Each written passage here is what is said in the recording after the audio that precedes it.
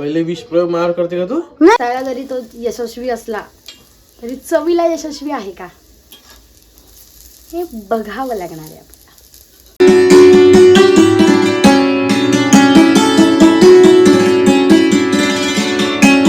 शंभू चल, शंभू भार्गव सोबत चाललाय. शंभू चला, चाले बाबा दीदी बाई चालले गावाला.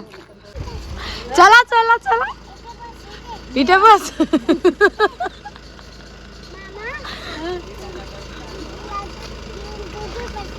कुठे बसणार आहे ना तू? उतर खाली, मग त्यांना बसायचंय. उतर. हा उघड. हा तू उद्या येशील हा संडेला ये. बाय दीदी. हस ग बाई. दीदी तू रोज हसायची ना बेटी, आज का बरं हसत नाही? हस ग बाई म्हटलं की का ग? रोज हस ग बाई म्हटलं की आज ग रानू. अरे हसली ग बाई, हसली ग बाई, हस ग बाई, हसली ग रानू. मामन करता म्हणजे बेटू ओ चिडी लाडू. शंभू काय झालं सांग? गावाला गेली दीदी. दीदी गावाला गेली म्हणून रडायला येत आहे. असं आहे का? दादा गेला मग तू जा. मग काय नेला नाही ना. हा शंभू, शंभू तुझा फ्रेंड तू त्याला गावाला गेला त्याच्या आप्पाकडे. तो शंभू रडत होता म्हणून आजीनी राजगिरा लाडू दिलाय. खाऊन घे बिटू. खातो? खाऊन गेले. तुला जायचंय? आप्पा आले की जाऊ ना आपल्या गाडीमध्ये. मग काय करायचं आता? झोपायचं नाही? मग ड्रॉइंग करायचं का? चल मग ड्रॉइंग करू.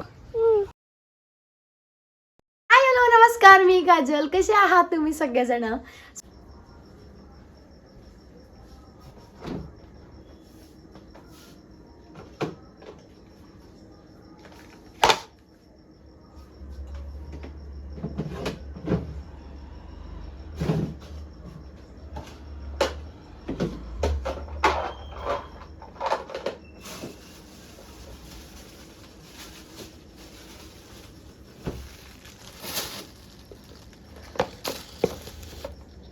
सो सगळं साहित्य काढून झालेलं आहे.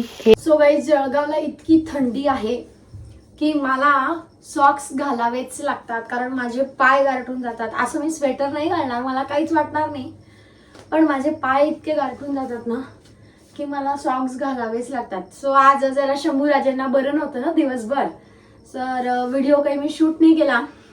मात्र आज जरा त्याला आता बरं आहे आणि लवकरच त्याचं गॅदरिंग आहे, त्यामुळे आता मस्त शाळेला सुट्ट्या पण देण्यात आल्या आहे.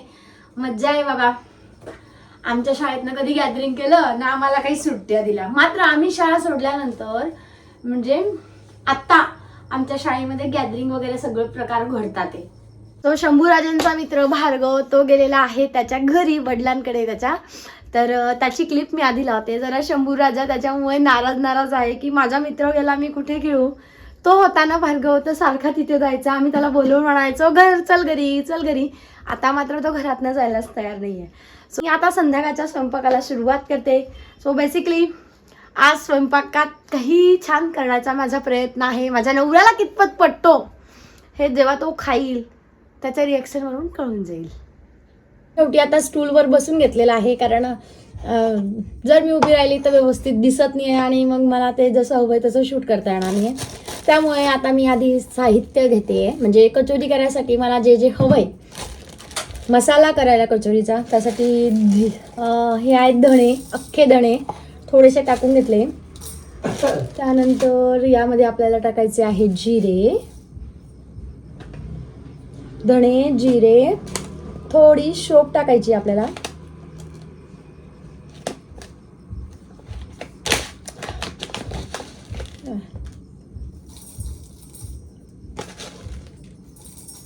शोप टाकायची आहे. त्यानंतर कढीपत्ता. कढीपत्ता तर आमच्या घरचाच आहे, मी इतका टाकत असते तर तो काही वेळा बोर होऊन जातो. 5-6 लसणाच्या पाकळ्या. सो बघा असं सगळं साहित्य एकत्र करून घेतलंय आणि आता याला सगळ्या साहित्याला मिक्सर फिरवून घ्यायचं.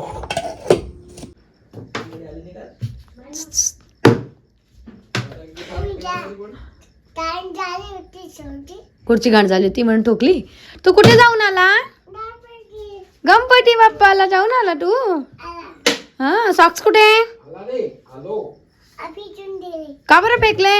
हे बघ मी घालून ठेवलेत की नाही सॉक्स. चल तू पण घाल लवकर. हे बघा हे सगळं असं व्यवस्थित छान मिक्सर मध्ये बारीक झालेलं आहे. आता सगळा मसाला एका याच्यात काढून घेतला आणि आता यामध्ये जे तुरीचे दाणे आहेत हे टाकते. बस एवढेच दाण्यांचं करते आज. आधी प्रयोग आपला सक्सेस झाला तर मग तो पूर्ण करता येईल. आता हे पोहे हो केळ एकच काढलं कडक होते जरा. पारी जी करणार आहे ती पारी करणार आहे मी आज पोह्यांची. त्यासाठी पोहे धुतले आणि थोड्या वेळ भिजत ठेवलेले आहेत. त्याला ठेवूया बाजूला आणि तोपर्यंत आपण मसाला तयार करून घेऊयात.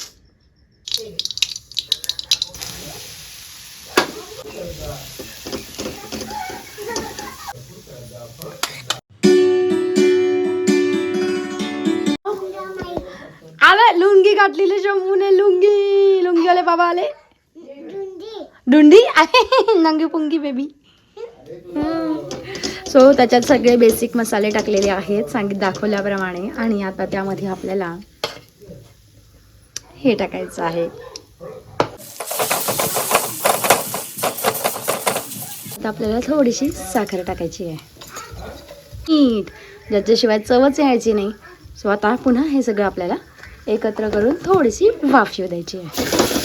मसाला तयार झाला आहे. त्यात कसुरी मेथी टाकली आहे आणि त्यात आता मला टाकायची आहे मस्त अशी कोथिंबीर आणि पुन्हा हे सगळं व्यवस्थित करून घ्यायचं आहे. आता हा मसाला तयार होत होता ना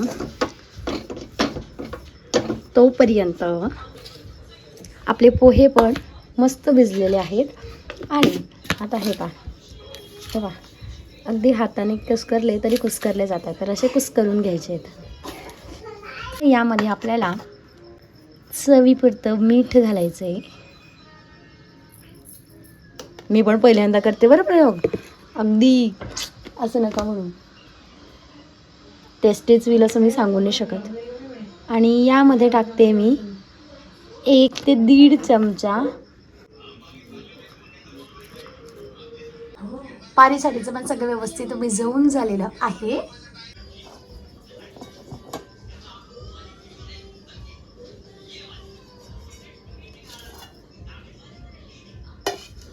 छोटे छोटेसे लाडू तयार करून घेतलेले आहेत. 10-12 झाले ते बघा असे. तर पुलाव तोपर्यंत हे छान भिजवून गेलेलं आहे कारण जेवढा उशीर झाला असता. मग आता हे एका साईडला होतं तोपर्यंत मी कचोरींचा करून घेते.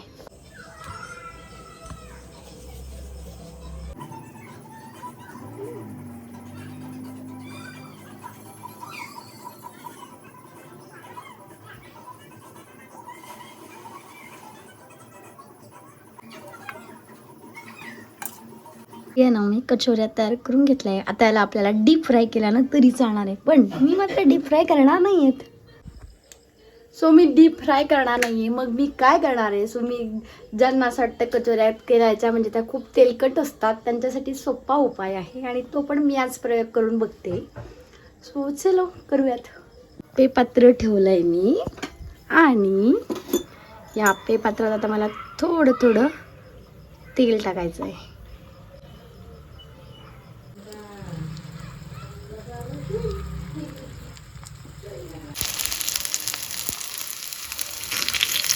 त्यामध्ये कचोऱ्याचं काम चाललेलं आहे. थोड्याशा गोल्डन ब्राऊन व्यवस्थित होऊ द्यायचं आहे. सगळीकडनं शेकून घ्यायचं आहे मस्त. असं ते छान शेकल्या जातात ते बघा. हे काय कसं मस्त होतात ते ना.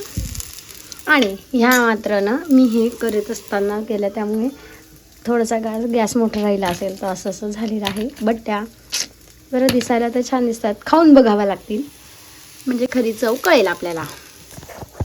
सो हा प्रयोग आपला यशस्वी होतो की फेल होतो हे आता आपल्याला खाल्ल्यानंतरच कळणार आहे. तोपर्यंत दिसायला जरी तो यशस्वी असला तरी चवीला यशस्वी आहे का हे बघावं लागणार आहे आपल्याला. आले पण त्यानंतर मी खूप मस्त काढलेत. मला खूप आनंद होतोय. आणि यातला एक एक मी खाऊनही बघितली जी मस्त लागते आहे. तुरीच्या दाण्याचं केलंय हे लक्षात येत नाहीये. सो आप्पाला आवाज दे लवकर. भाऊ आप्पाला आवाज दे. आप्पा आप्पा आप्पा बघ मी काय बनवलंय. खाऊन दाखव काय आहे. कशाचं केलंय सांग. काय चांगलं घे रे. चांगलं वालं घे ना आप्पा. किती सुंदर सुंदर पण केलंय रे. बट्टी सारखं आहे. हो का. अरे भाऊ पडशील पडशील. कचोरी सारखं आहे. काय आहे. कचोरी सारखं आहे. खाऊन तर बघ. मला वाटलं नुसतं बट्टी सारखं कुस करून खायचं. थोडं मागे सरक. क्लिअर नाही येत. हा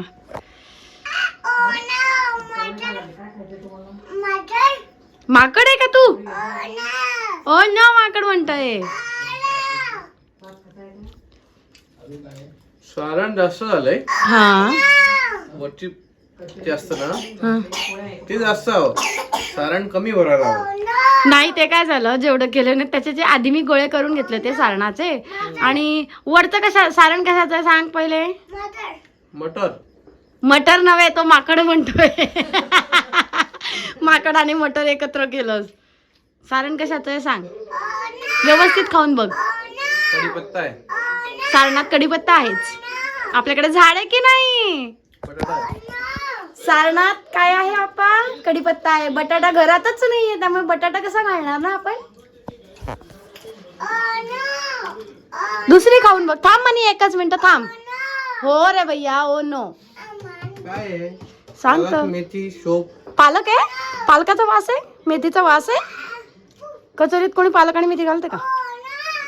काय आहे? सांग ना. तू खा ना.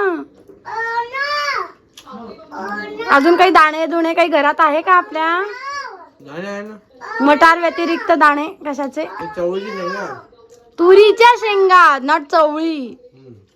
त्या तुरीच्या शेंगांचं कचोरी सारखं केलंय पण ते केलंय मी आप्पे पात्रात. चांगलं लागलं. अजून आई बाप्पाने खाल्लं नाहीये. बरं झालं. का बरं. पहिले विष प्रयोग मार करते का तू. नाही मी स्वतः खाल्लंय ते. सुंदर. कसं खाऊन पिऊन झालेलं आहे. जरा ते आप्पे पात्रामध्ये केल्या पण त्या कचोऱ्या मला तरी आवडल्यात की छान आहे. तेलकट नको तर त्यापेक्षा काहीतरी हे वेगळं करून पाहिलंय. तुम्ही पण नक्की एकदा ट्राय करून बघा. रेसिपी शेअर केलेलीच आहे. आणि जसं मी त्याच्यामध्ये फिलिंग हे तुरीच्या दाण्याचं भरलं तसं तुम्ही त्याच्यात बटाटा आणि कांदा टाकून कचोरी करतो तसं भरू शकता. किंवा अजूनही काही वेगळं वाटलं तर करू शकता. सो भेटू अशाच पुढच्या ब्लॉगमध्ये. Bye bye.